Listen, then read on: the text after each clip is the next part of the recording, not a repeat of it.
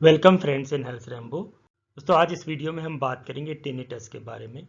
Tinnitus को हिंदी में अन्य नाम से जानते हैं जैसे कान से आवाज़ आने की बीमारी, कान में सनसनाहट की बीमारी, कान में सीटी की आवाज़ आने की बीमारी या कान से घूं घूं की आवाज़ की बीमारी। इन सभी को टिनिटस के नाम से जानते हैं।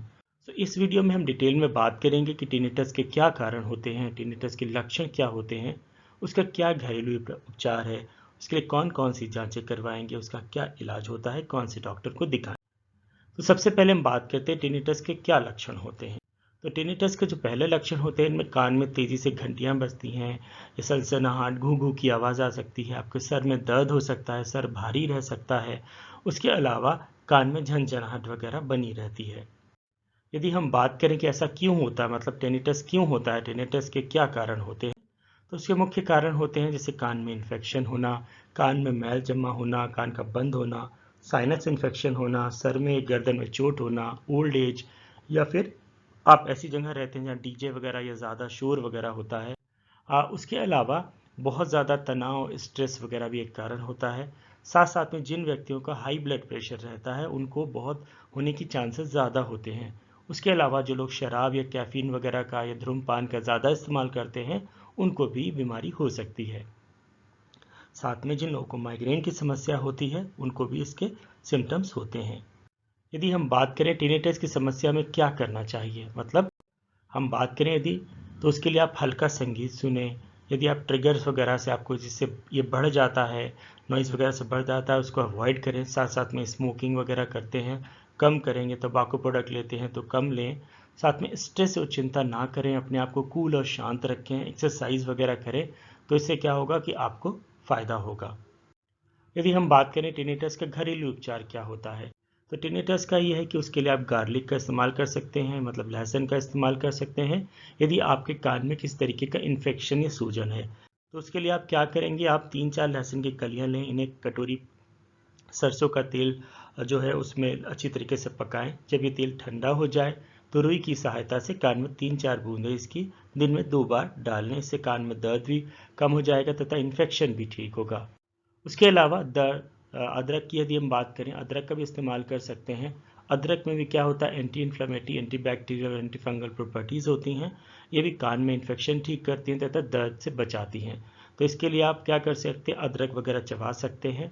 उसके अलावा एक जड़ी बूटी होती है जिसका नाम होता है जिंक गो। इसके लिए आप मेरा डिटेल में वीडियो देख सकते हैं।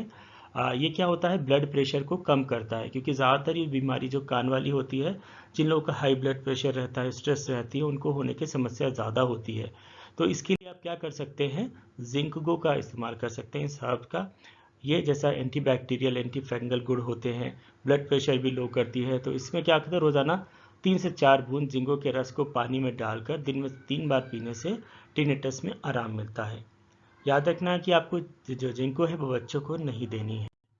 उसके अलावा यदि हम बात करें तो जो एप्पल सिडर विनेगर जो होता है, सिरका जो होता है, उसका इस्तेमाल आप कर सकते हैं। इसके अंदर भी एंटी फंगल और एंटी इन्फ्लेमेटरी प्रॉपर्टीज़ होती हैं। तो इसमें क्या करेंगे, 1 गिलास पानी में 2 चम्मच एप्पल सिडर डाल के 1 चम्मच शहद मिला के रोज़ाना दिन में 2 से 3 बार पिएं।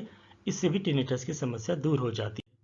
उसके अलावा आप तुलसी की पत्तियां भी इस्तेमाल कर सकते हैं। तुलसी की पत्तियों को आप खा सकते हैं, या फिर तुलसी की पत्तियों को पीस के लें, इसमें पतले कपड़े से छानकर इसका रस भी निकाल लें और इसको गर्म थोड़ा सा करके इसके 2-3 बूंदें, मतलब गर्म करने के बाद, गुनगुना करने के बाद इसकी 2 से 3 बूंदें कान में दिन में 2 बार डालें। याद रखें ज़्यादा गर्म नहीं होना चाहिए।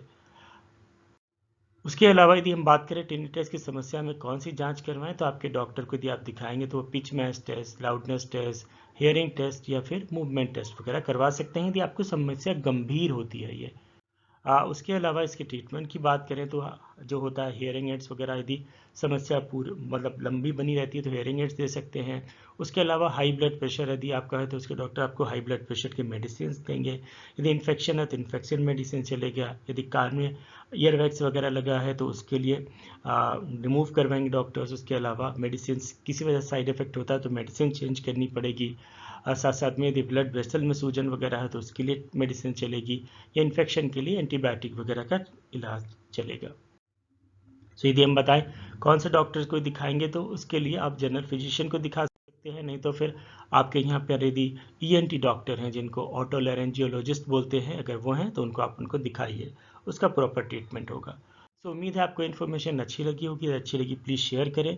चैनल सब्सक्राइब नहीं किया तो चैनल सब्सक्राइब करें। With this thank you very much for watching आज रैम्बो।